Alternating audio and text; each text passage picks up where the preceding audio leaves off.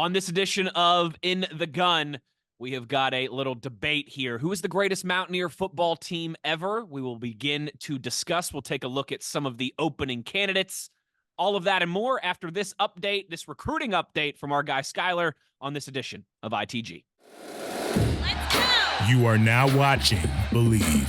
Do you believe? Go single! Thomas nuts! Nuts!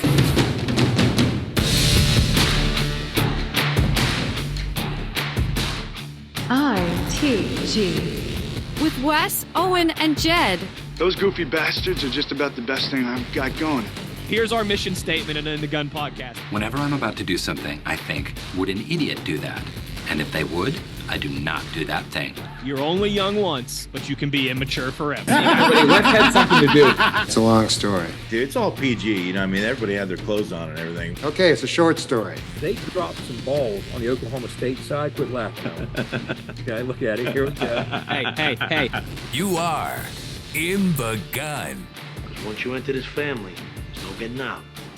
In the Gun, episode 170. I'm Scott Callahan here with a quick recruiting update before we get it over to Wes and Jed as they break down the best team ever in WVU football history.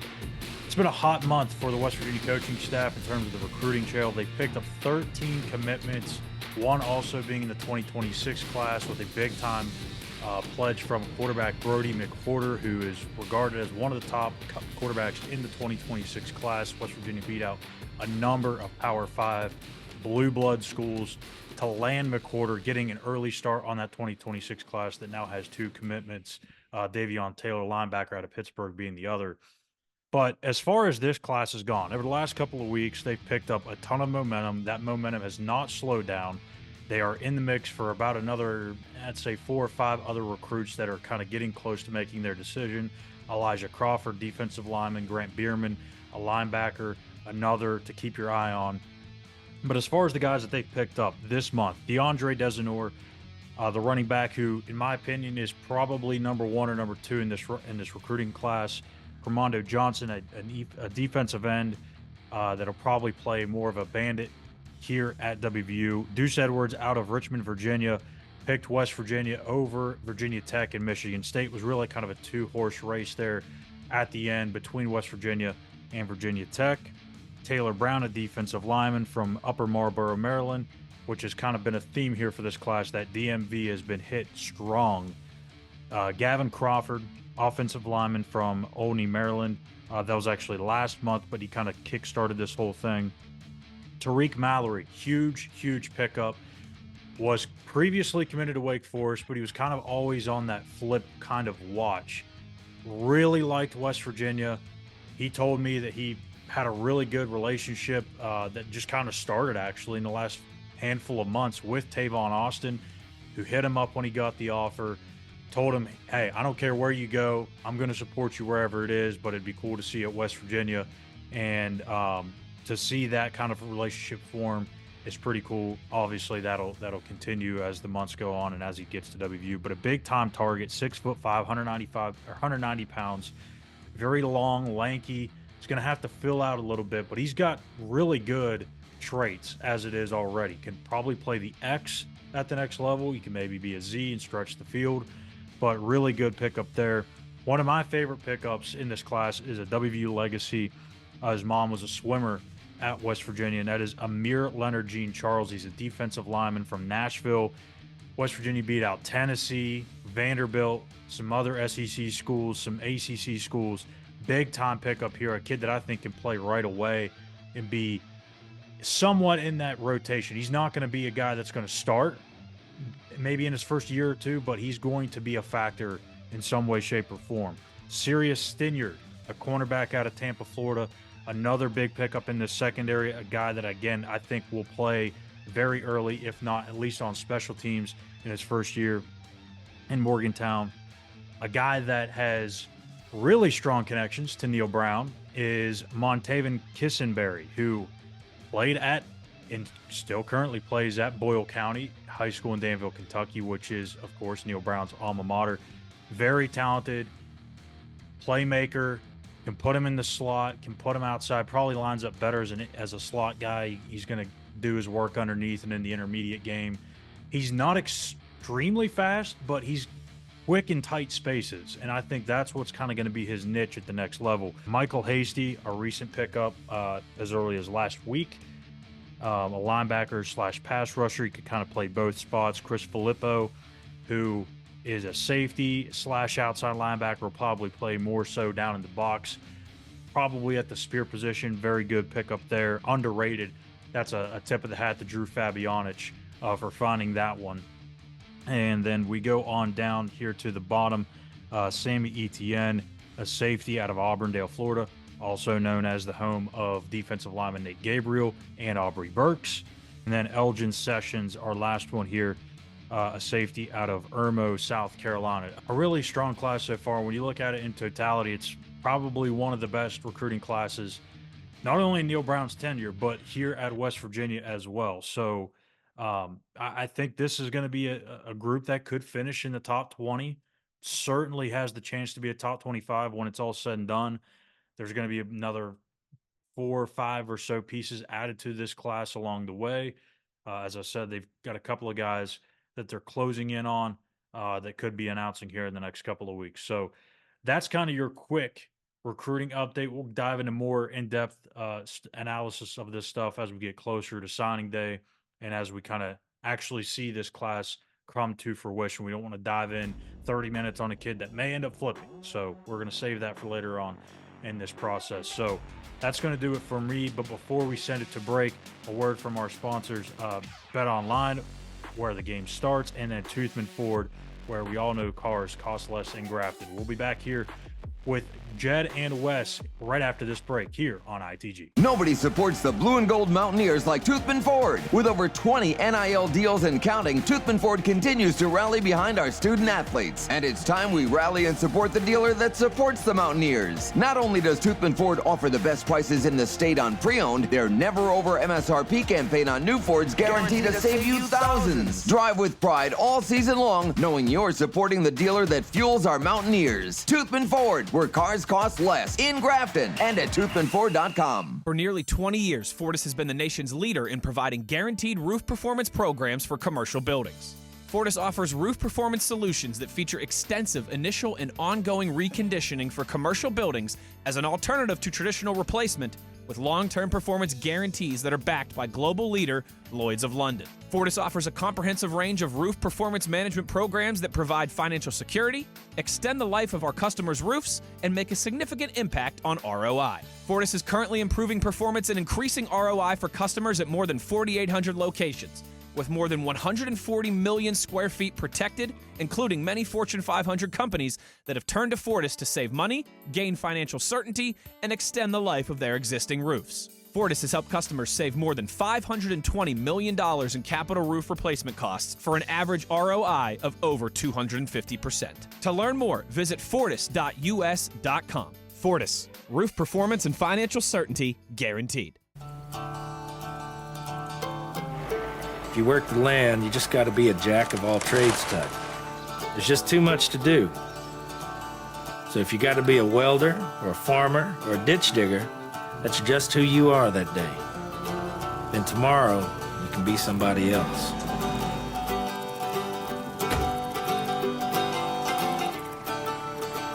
Get your Coyote at the new location of Johnston Equipment between Weston and Buchanan.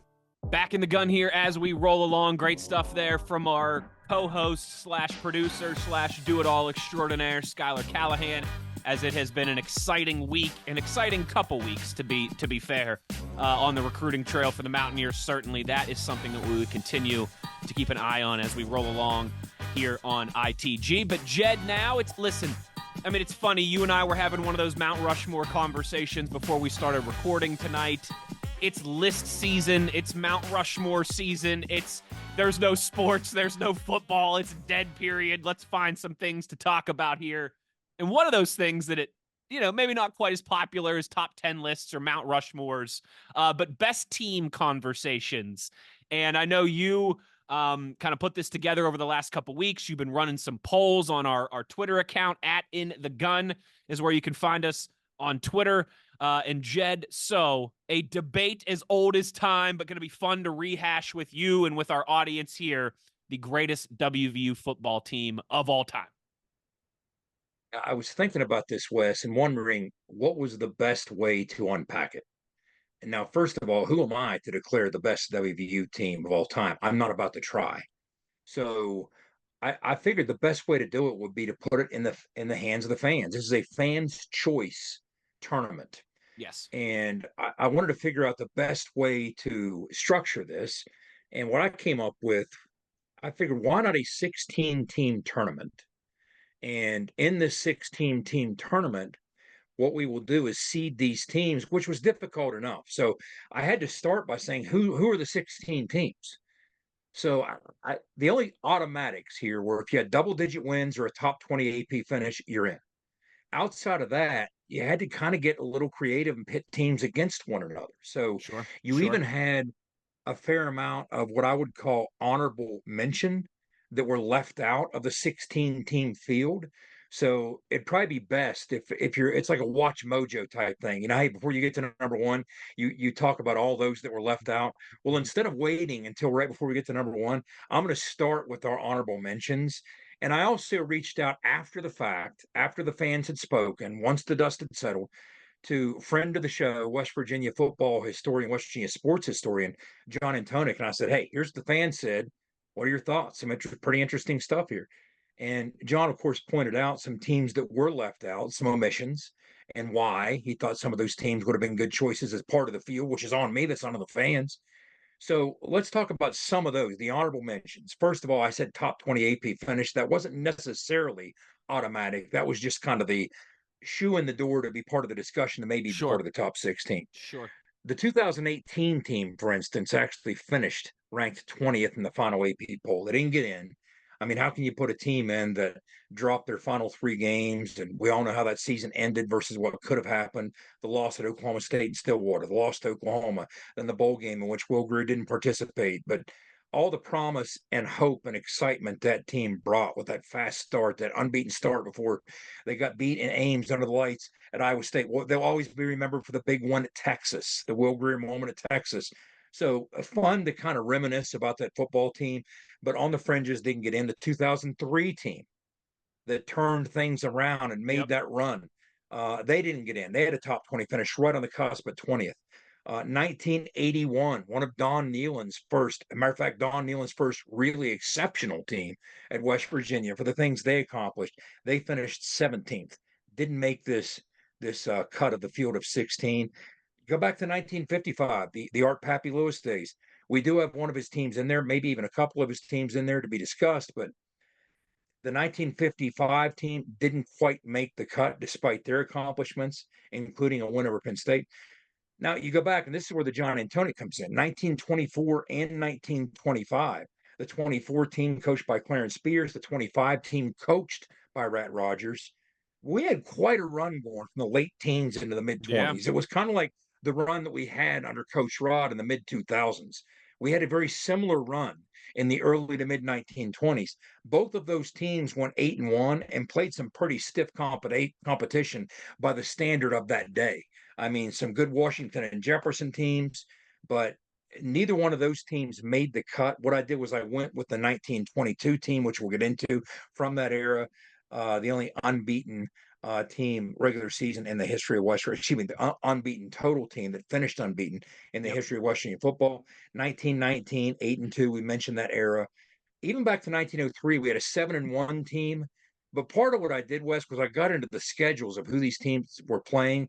And you had sometimes 3 or 4 non-majors on the schedule. So I had to do something to establish in a clear-cut way the field of 16 to get the matchups rolling so the fans could vote. And that's what we're about to get into now. You have the bracket in front of you. So that was kind of the why behind it or the how behind it. Now let's get into the actual field of 16 and the matchups and how the voting went. Yeah, absolutely. So, I mean, I like how you did this here. You have, again, a round of 16 bracket. Your number one overall seed, I think it's fair. I'll tell you who that is in just a second after I say thank you to our friends at Toothman Ford, our guy JR. Big shout out to everybody at Team Toothman. We all know cars cost less in Grafton.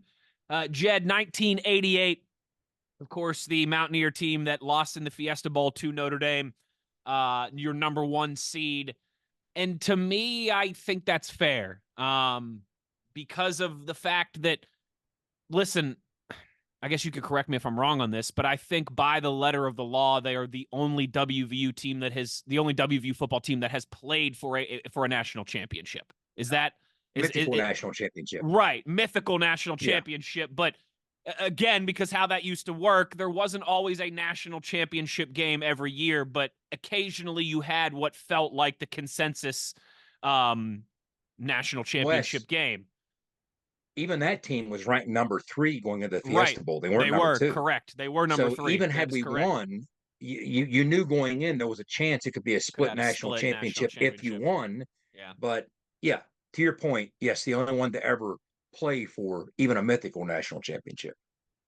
So I think that's, I mean, to me, that's fair as the 1 seed. You know, there's some teams that belong in the conversation. Couple teams that Big O played on that belong in the conversation, but I think that to me was fair. I liked where you had the 1 seed. You know, highest joint highest finish, AP finish in program history. Major Harris and what he was able to accomplish, going to the Fiesta Bowl to take on Notre Dame, with the 11-0 regular season and not losing a game until you got there to the Fiesta Bowl. I think that's a fair 1 seed in my opinion. And the way these things are set up, obviously, as these teams survive and advance, we'll have more opportunities to discuss them once again. So the 1 seed in typical tournament style was pitted against the 16 seed. The 16 seed being a team that is very near and dear to the heart of Mountaineer fans my age or older, the 1984 West Virginia Mountaineers, which, of course, in so many ways kind of felt like it broke some glass ceilings for us. You know, the big wins over Penn State, which we hadn't done in 29 years, the 1984 win under the lights against Penn State, the 1984 win against Boston College, the 4th ranked team in the country. So, yeah, they started off with that 7-1 run, but it just took so much out of them. Then they got banged up. Then they hit a tough stretch to close out the regular season before rebounding with a nice little cherry on top with a bowl win over TCU. But that 84 team finished 8-4. They were our 16 seed pitted against the 1988 Major Harris led team, which was the 1 seed. The voting, as per the fans, Wes, and we can have Skylar post these things on screen on the YouTube side of it as we go through. The voting in the poll, the 1988 team kind of dominated. 96% of the fans went with the 1988 team. So that means in our tournament, the 88 team wins that Sweet 16 round. They advance to the Elite 8 on to the next matchup. Yes, indeed. A lot of love to that 84 team. A lot of fun wins, but that's a bit of a buzzsaw to be running into that 1 seed. So you get the 8-9 matchup, of course, which is the 1954 team that finished 8-1 against the 1983 team, another year from the 80s here represented, that finished 9-3. This one a little bit closer, Jed. Yeah, it sure was, as you might expect. I tried to get the seeding as close as I felt was fair. And when you look at these 2 teams, the matchup's an interesting one. The Art Pappy Lewis led 1954 team, which finished 8-1. Don Nealon's 1983 Jeff Hostetler Mountaineers that finished 9-3. Nice bowl win over Kentucky. But let's talk a minute about that 1954 team. They played 2 ranked teams in 1954. They beat both of those ranked teams, and they beat both of those ranked teams on the road very impressively. Yep. One of those remains tied for the highest ranked win in a true road game by West Virginia, and that was at Penn State, which was ranked number 9 when the Mountaineers marched into Happy Valley in 1954 and knocked them off. And then they went into Columbia and knocked off the 15th ranked South Carolina Gamecocks. So 2 nice wins for that 8-1 Pappy Lewis team that finished. And I looked at where they stood against their peers nationally ranked in points scored and points allowed. So they finished 21st in the country in scoring offense, 12th in the country in scoring defense. And then you jump to the 1983 team. We talked about the bowl win over Kentucky, the Hall of Fame bowl win over the Wildcats, the final AP rank That 54 team finished number 12 in the final AP rank. This 83 team finished number 16. Okay. This 83 team, West, faced 3 ranked teams. They went 2-1. Big wins, both on the road as well, against number 17 Maryland, against number 19 Boston College. From a scoring and defensive scoring standpoint, the 83 team finished 28th in the nation in scoring and 18th in points allowed. And what happened in the voting? The fans went, I think this was a case somewhat of recency bias, probably. That's strange to say about the 1983 Mountaineers, of recency bias served them well, but it probably did somewhat. They ended up winning with 61% of the fan vote over the 1954 team. So they advanced to the Elite Eight round, which means the 1954 team in the next round will be paired against the 1988 team. West on to the next matchup. Yeah, the 4 versus 13 matchup. The 1993 team, of course, 11-1. That famous win at home against Miami. A couple other nice ranked wins there against the 2016 team, the Skylar Howard boys that went 10-3, 10-2 in the regular season with the 2 losses to Oklahoma and Oklahoma State, but a win over BYU, a win over Kansas State as well too. The last 10-win team, actually, that we had in the program there, Jed, back in 2016. That's an intriguing 4-13 matchup there as well. But that 93 team, that's another one of those. That's a tough resume to beat, including that win over the number 4 team in the country in Miami. It sure is. Now, you mentioned the 2016 team. That team, they were very blue collar. They brought their lunch pail to work. That's what I remember about that football team. They did the little things well.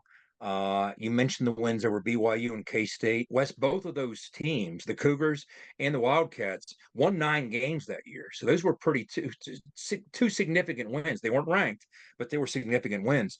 And from a scheduling standpoint, this goes back to all you can do is hit what's pitched. That 2016 team did not have a win against a ranked team. Right. They had one opportunity and, of course, imploded in the early going in the snow in Morgantown against Oklahoma, the Baker Mayfield-led Sooners, and didn't get the job done there. But they did a lot of things well to get to those 10 wins. But I think they were kind of overmatched, and the fans recognized that against this 93 unbeaten team that was so resilient. So resilient. And, I mean, this 93 team just dug deep week in, week out, found ways to get it done. And actually, against ranked competition, they were 3-1. Mm-hmm. The one loss, of course, being Florida. The implosion in the bowl game, the Sugar Bowl against Florida. But that's the second most wins against a ranked West Virginia team in history. We'll get to the most later. But so that team had a lot going for it from an offensive and defensive standpoint. They were 11th in the country in scoring and 10th in the country in scoring defense. I'm not so sure I would have guessed that. I thought they had been fringe top 20 in both those categories, but they quietly snuck up with this level of consistency that they demonstrated. And they were a well-rounded football team, solid special teams, obviously. And from a matchup standpoint, the fans were picking up what we're putting down because 96% of the vote went to the 93 team over the 2016 team. So the 93 team advances to the Elite Eight. 5-12 matchup, the 1922, the unclaimed national championship for WVU football. I tell you what, if we were like a certain school to the north that plays in our backyard, we would have claimed this as about 14 different national championships. 10-0-1, that 22 team, the only undefeated team in college football that also won their bowl game that year. Sounds like a national champion to me. Across the country in San Diego, taking down Gonzaga in the East West Bowl, I think it was, right? That team also beat an 8-2 Pitt team on the road. Like I said, I'm not just saying this because I'm a biased homer. I mean, that team should have been the national champions in 1922. Unclaimed national champions, 10-0-1 against the 69 team, Jed, that finished 10-1 as well, with a win over South Carolina. This is a good matchup. Couple 10-win teams here. Couple 10-win teams, couple top 10 scoring defenses nationally, Wes. And you mentioned the win over Pitt for the 1922 team. The only, I don't want to say unblemished because that tie's parked on that resume, but the only unbeaten team in West Virginia football history, finishing at 10-0-1. And if we don't claim that national championship, I think UCF might swoop in and snatch it from That's us exactly, there and you put go. the banner up. Yeah, they might put the banner up in Orlando for the 1922 West Virginia Mountaineers. The 1922 Mountaineers finished 10-0-1. We talked about that incredible run that this program had from the late teens into the mid 20s. Now, the tie wasn't against a bad football team either. We talked about how good W&J was back in those days. That W&J team was a respectable 5-3-1 with that tie coming against West Virginia. You mentioned West Virginia's first ever bowl win. It was against Gonzaga. Now, this schedule included 4 non-majors, but again, that wasn't uncommon back then. The competition won 57% of their games. So it wasn't the easiest schedule, especially when you include that game that was tied against W&J. But then go to the 1969 Mountaineers, the team that famously reinvented its entire offense to ambush in a bowl setting the opposition with an option attack in the rain in the Peach Bowl. But that 1969 team, coached by Jim Carlin, Bobby Bowden, of course, the offensive coordinator, they finished 10-1. But the criticism against that football team has always been their schedule. Hands down, the best team on that schedule was an unbeaten Penn State team, and that was the one loss, a 20-0 loss to that Penn State team. The biggest win came in the bowl against a 7-win South Carolina team. Outside of that, some of the competition they played 3-7, 3-7, 0-10, 4-6, 2-8, 3-7. They played a 6-4 Richmond team, a 500 Syracuse team. So taking care of business, once again, hitting what's pitched. All you can do is try and win the games that are scheduled. Right. They did that. But overall, the competition in 1969 finished 37-64, winning less than 37% of their games. West Virginia took advantage of it, finished 10-1. But the voters, seems to me, Wes, they kind of saw through that. The 1922 team won 64% of the vote over the 69 team in our poll. So the 22 team advances to the Elite Eight to face the 93 team in the next round. The 2-15 matchup here, the 2005 team, near and dear to my heart. Of course, when the beer truck burst onto the scene, Pat White, Steve Slayton, and the boys, that famous comeback victory against Louisville, the just all-time victory against the SEC champion Georgia down there in Atlanta in the Sugar Bowl, finishing 11-1 and ranked 5th in the country against the 1937 Mountaineers, 8-1-1. Had a win against Texas Tech that year, had a defense that finished 13th scoring defense in the country. This one certainly won from 2 different eras, it's safe to say, Jed. Yeah, it's safe to say. Let's pop the hood on the 1937 team, because that's one of the things when Antonic looked at this, he said, Jed, that 37 team is one of the weaker teams in the field here that you have listed. And he's right. From a scheduling standpoint, it's tough to say, first of all, any team that wins 8 games, 8-1-1 is weak, but let's look at the schedule. The loss came against Pitt, a 20-0 shutout. The tie was against Georgetown. This team, West, played 5 non-majors. They played West Virginia Wesleyan, Xavier, Waynesburg, Western Maryland, and Toledo, which at the time was a non-major as well. So that's what their schedule looked like to catapult them to that 8-1 finish. And we know from a matchup standpoint, when you look on the other side of things, what that 2005 team did. You talk about breaking a glass ceiling. Well, that is exactly what we saw happen in Atlanta in the Sugar Bowl against Georgia. Suddenly, all things seemed possible. West Virginia could do almost everything within reason in college football that you wanted to do, except win a game like that. We could get to those games, but we could never win those games in the postseason. And that's the first time that we ever did that. So, from a matchup standpoint, the fans heavily favored the 2005 Mountaineers over the 1937 Mountaineers. In fact, 97% of the vote went to the 2005 Mountaineers.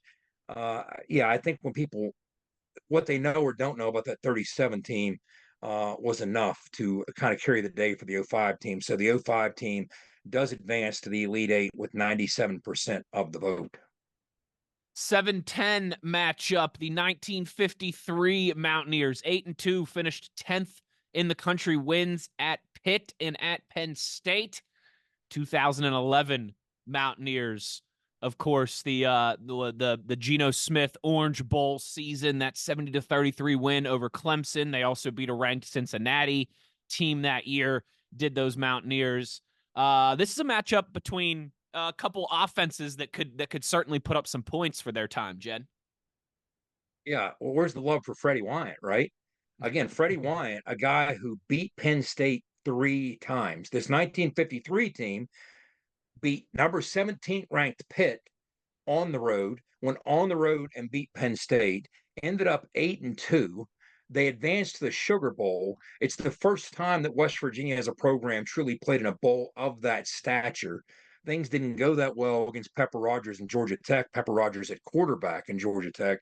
But yeah, that 1953 team was able to accomplish a lot.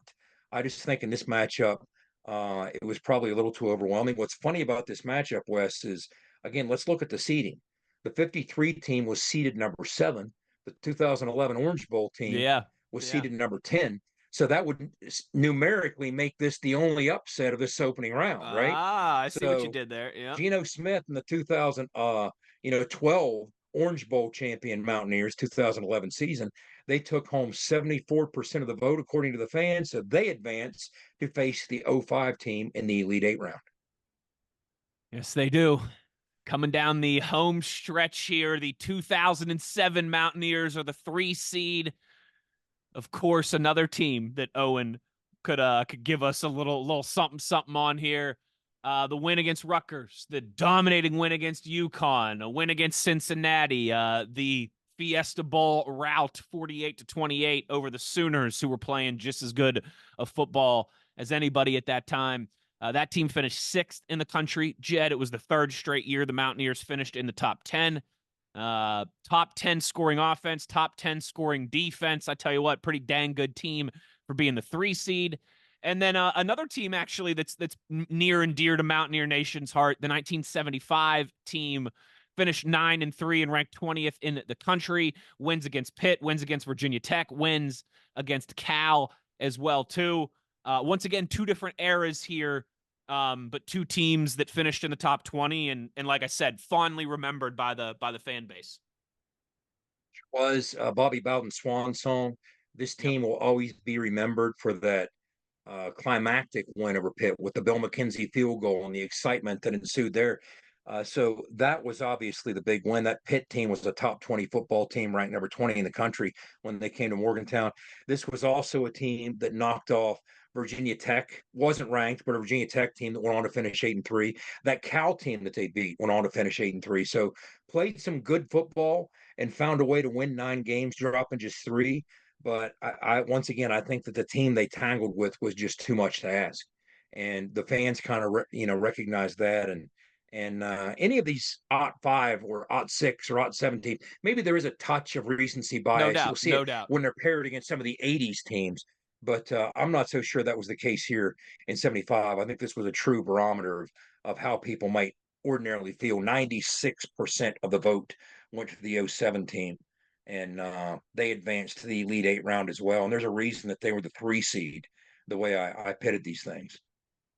Well, they had 4 wins against ranked teams, that '07 team. That's the most in program history in a single season. And then finally, the 6-11 matchup here to close down the first round. That 2006 team sandwiched between the 2 BCS champions.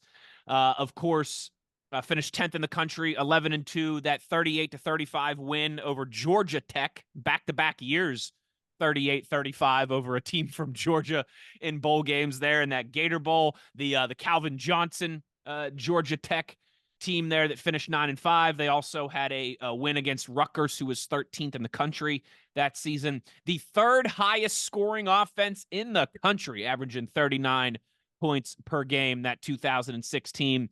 They are the 6th seed. And then the 11 seed, the 1982 team. Jed referenced them a little bit earlier. They, the Jeff Hostetler team that went on the road to Norman and beat the 9th-ranked Sooners, tied joint top there for highest road win, biggest road win, true road win in program history. They also had a win against Boston College, a top 20 Boston College team at home. finished 9-3, ranked 19th in the country here, Jed, for our final first-round matchup. I would argue, Wes, there's not many teams, even in this list of 16, that have program-defining wins. But that 82 team's one of them. Yeah. Because that win in Norman was a program-defining win for this football team. The '05 Sugar Bowl win over Georgia was one of them. But when you look at this 82 team, again, near and dear to my heart, my first Mountaineer game was the week after the win in Norman, Oklahoma. Nice. And not listed here. They had a couple big wins against ranked teams. They beat number 9 Oklahoma on the road. They beat number 19 Boston College in Morgantown, but not listed was a very good Maryland team led by Boomer Esiason, which was the game that I saw. Came down to the wire. West Virginia knocked them off.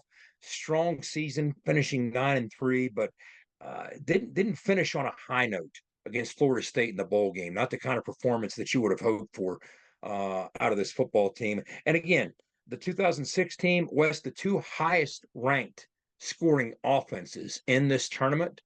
1988 finished number 2 in the country, and 2006 finished number 3. So for all the prolific offenses we have had, those are kind of the standard bearers. So it's asking a lot to topple the 2006 team in the first round.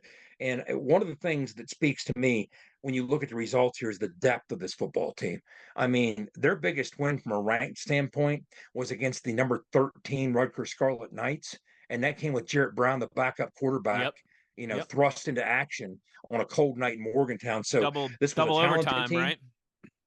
That's exactly right. It was a deep team against an 82 team that had a hard edge, but that hard edge, according to the fans, wasn't enough to carry the day. But I'll tell you what, the 82 team, and this is very emblematic of the way they played. If you're expecting another game in the mid 90-some% from the fans, you're not going to get it here.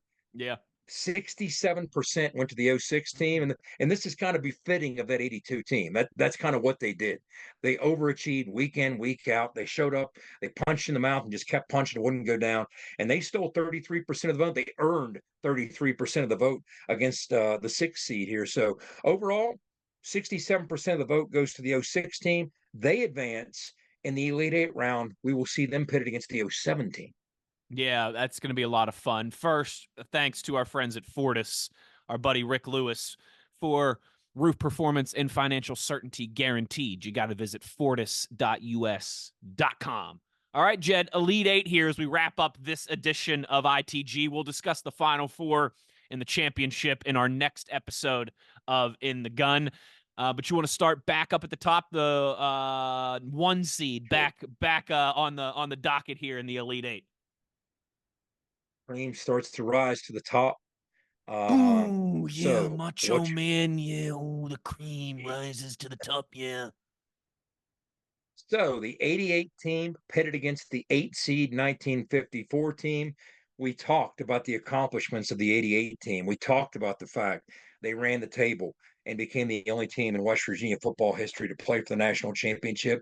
We talked about the accomplishments of that 54 team and Freddie Wyand and Art Pappy Lewis. The fans decided they weren't going to buy it. 93% of the vote went to the prohibitive favorite 88 team. So the 88 team knocks off the 54 team and easily advances to our Final Four round, again, with 93% of the vote. Yeah, I had a feeling that was going to be pretty easy, but 93%, I mean, that is decisive. But I had a feeling that we were going to see that team hanging around for a while. The 4-5 matchup, 93, an 11-1 team here against 22, the 10-0-1 unclaimed national champions. Jed, did we get any love for the boys from a century ago? Well, the combined record of these two teams, 21-1-1. That's pretty impressive. Pretty now I can't tell you how the 22 team did against ranked competition because there was no AP poll in 1922. It didn't start until 1936. Yeah, there was a little bit of love, but in the sense that the 93 team couldn't quite make it into the 90s, but the fans spoke pretty resoundingly in favor of the 93 team. They said, "Hey guys, we understand what Rat Rogers and that group had going on was pretty special, but not special enough to knock off Jake the Snake, Darren Studstill, and that whole crew." So the '93 team, with 83% of the fans vote, advances to the Ooh. Final Four. And Wes, they will be pitted. The '93 team will be pitted against the '88 team in the Final Four. So you I see like where how this some of gets this really works. interesting. Ah, yeah, some of Nealon's best teams. Let's see if maybe the Yes. same happens for Rich Yeah. here as we look at the bottom half of the bracket. So the 2 seed, the 2005 team that just decisively, the most Right. decisive first round victory with 97% of the vote, taking on the 2011 team. So two BCS winning teams here, right? The Sugar Bowl Yeah. champion 2005 team against the Orange Bowl champion 2011 team. Jed, all that I know is this one would be electric. There'd be a lot of points scored. It It would. would it would have been a Yes. it would have been a fun kind of contrast in styles between Pat and Steve and Owen and Gino and Tavon and Stedman. How'd this one play out? And Jeff Castile against Jeff Castile, right? So I Oh, guess you could say in the top half of the bracket, we found out who came out of the Neyland regional, right? So now it's trying to determine who comes out of the Rodriguez regional. That's right. kind of what it feels like. So the '05 team against the 2011 team. I tell you what, you put that into a computer simulation. No matter what you do about that, that's going to be fun. That's going to be exciting. The air raid against the power spread. I So many appealing things about this matchup. Well, the fans didn't think it would be that close. We're back into the '90s, Wes. 92% of the fan vote Woo. smacked that underdog 10 seed that pulled the upset in the first round. They said, "Get out of here, 2012 Orange Bowl champs, 2011 Big East champs. We're going with the '05 Mountaineers, the '06 Sugar Bowl champs." 92% of the fan vote went with the '05 Mountaineers over the 2011 Mountaineers. So the number 2 seed 2005 Mountaineers advanced to the Oh, Final Four. man, that was more comfortable than I thought it was going to be. I thought that team would advance, but I thought it would be a little bit more snug than that. Let's see if all right, now really into the Rich Rod here matchup 3-6. The '06 team, the '07 team. Of course, the second and third years of those that run of finishing in the top 10 3 straight years. Jed, the 3 seed, the '07 team against the 6 seed, the '06 team. This is Owen on Owen crime here. How'd this one play out? Now, you'd think this would be a 50-50 split with a tiebreaker one way or the other, right? From a Right. personnel standpoint, they were somewhat interchangeable. There were obviously some subtle differences between these two football teams. The biggest difference that I see, Wes, in 2007, we were a much more formidable defensive football team. Both these offensive attacks were almost unstoppable in '06 and '07 with the cast of a lot of the same characters. But that 2007 defense, again, a top 10 finish versus a 2006 defense that was a little more opportunistic, finished 49th in the country in points allowed, but did some good things from a field position standpoint, from a turnover or takeaway standpoint, helped us win a lot of football games. And the fans kind of looked at this, and surprisingly, it was a little more unilateral, a lot more unilateral than I would think. They went with the '07 team over the '06 team. 89% of the vote Wow. went to the '07 team. Now, more interestingly, we talked about the matchup on the other side of the Final Four bracket with 88 against 93. Guess what matchup that sets up in this side of the Final Four bracket? The Ah. 2005 Mountaineers against the 2007 Mountaineers. Fiesta Bowl champs versus Sugar Bowl champs. And in the other bracket, Wes, strangely enough, I was going to say, I Fiesta Bowl mean, losers against Sugar Bowl losers. Right? I mean, it's both these teams. Look at it. It's a matchup between two teams that went to the it's Fiesta and fan Sugar. It just turned out differently, but it's four really good fantastic. teams here. This is I mean if this was, if this is the Final Four, this is Duke and UNC against, Yes. Kansas and Yes. Kentucky. I mean, you know what I mean? These are blue bloods. You've got the Rodriguez portion and you've got the Nealon portion. This is going to be a fun Final Four. And that's where we're going to leave it for this episode of ITG. One last thank you to our friends at Johnston Equipment. Make sure you're checking out their new location on Route 33, just outside of Weston. Jed, this has been a lot of fun. I love where we're leaving it. Like this is a good classic tease here. This is like, a lot of our younger listeners of this podcast, that are the Netflix generation, right? They won't understand when you used to have to tune in next week to find out, right? It didn't always be you could just binge the episodes whenever you want them. You used to get these cliffhangers at the end of every single week that would keep you coming back for more. Shot JR, yep. Jed, I think the Final Four we have set up here will keep our listeners coming back for more. I think so too. Again, 4 football teams who refuse to lose, and something's going to happen here. This is fun in the sense that we get to hear or see what the fans think, and then maybe see if we agree with the fans. That's the best part of this. Yeah, so let us know in the comments what you think about where we're at so far. And obviously, in just a few days, we will have the exciting conclusion of the greatest Mountaineer team in program history. But that will do it for this edition of ITG. Thanks to our guy, Skyler, for throwing this together as always. And for the runaway beer truck, Owen Schmidt, and the signal caller, Jed Drenning, I am Wesley Euler. Take care, everybody. The one thing we ask of you before we get out of here is to be an ear and tell an ear about your new favorite WVU football podcast. We will know shortly who is the greatest team in Mountaineer history on the next edition of ITG. Take care, everybody. Thanks for listening, and we'll talk to you soon.